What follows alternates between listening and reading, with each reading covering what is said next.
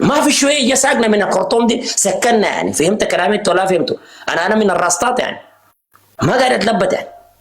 ما في زول جا ساقنا قال لنا تعالوا يا اخي ونحن الشيوعيين، ما في كذب.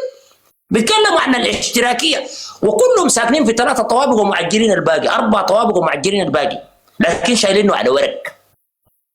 زيهم زي الاحزاب السياسيه بيتكلموا عن الفدراليه وشنو والتنقل السلطه والثروه وما بعرفوا ليه، وهم اسره واحده حاكمه الاحزاب السياسيه. هم ذاتهم نفس العيال نفس الشباب. الكلام ده جاي ينطبق حتى في الحركات التحريريه. من الصعب جدا تلقى حركه تحريريه 20 سنه تلقى رئيس حركه قاعد بومبوم بزمان قاعد يا صاحبي بيعمل له حاشيه تحته، وبيجي يقول لك والله البشير ده قاعد 30 سنه، انت قاعد كم سنه؟ تفضل. هسي الحلو ده ما في ناس دايرينه، عبد الواحد ده ما في ناس دايرينه، قاعد كم؟ عبد الواحد ده قاعد كم سنه هسي؟ كم سنه قاعد؟ كم سنه؟ وامثاله كتار قاعدين رؤساهم ذاتهم من يوم ما اسس الحزب بيقول لك في تنقل، ما في تنقل، في ديكتاتوريه. فنحن انا داير اقول حاجه واحده، الترقيات التمت وتنقلات التمت في هيئه القاده والاركان في وزاره الدفاع جمهوريه السودان عاديه، ما عندها اي نوع من انه في تخوف، في ضغط دولي، كلام ده ما في كذب، ما في اي ضغط دولي على هيئه القاده والاركان والقوات المسلحه. لكن جاء الوقت انه المده بتاعت ما في زول بدون في الجيش ده في محل واحد. يا جماعه السلاح اكبر سلاح في السودان ده هو السرعيه.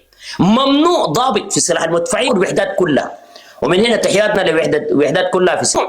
اي ضابط في سلاح بدلوه اول عميد وتجي ترقيته للواء يتم نقله للدفاع الجوي، يتم نقله للمدرعات، يترقى ليه؟ السيستم بتاع الجيش كده. فالتغييرات الحسي تمت والترقيات التمت اخونا ياسر العطا، وربنا ان شاء الله يمتعه، ونحن شعب ونحن من محبين ياسر العطا، فربنا جابه لنا يا اخي، لانه بده اي زول بده فرصته.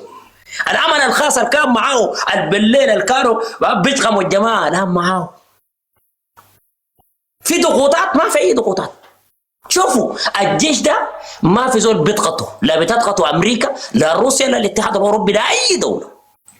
ده انا بطمن الشعب السوداني انه التماسك في هيئه القاده والاركان، وزاره الدفاع جمهوريه السودان متماسكه مع جهاز المخابرات العامه زي ما هم بيسموها، انا بسميها جهاز امن الدوله، كلها الشرطه والامن والغيره، الناس دي متماسكه كده بيربطنا حبل. احنا كجمهور بنطمن الشعب السوداني انه نحن العهد باقي والعهد ميثاق، لا وجود للجنجويد في السودان. دي تقبل الاتحاد الاوروبي ما يقبل، انا ما عندي معكم شغل. ده كلام لازم يكون واضح. طيب الموضوع بتاع المانيا اليوم 14 ده تحياتنا لناس استاذ عمار، هم قاموا بدورهم. انا عندي مقترح، المقترح ده بقدمه هنا، شوفوا اذا بينفع بقوم. المقترح الاساسي عشان ادق المانيا، لكن عديد نعمل هاشتاج